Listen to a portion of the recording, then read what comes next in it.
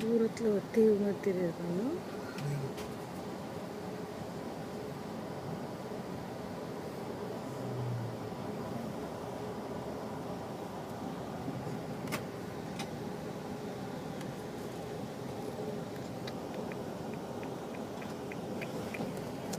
So that's the end of our scenic view of Pasifika.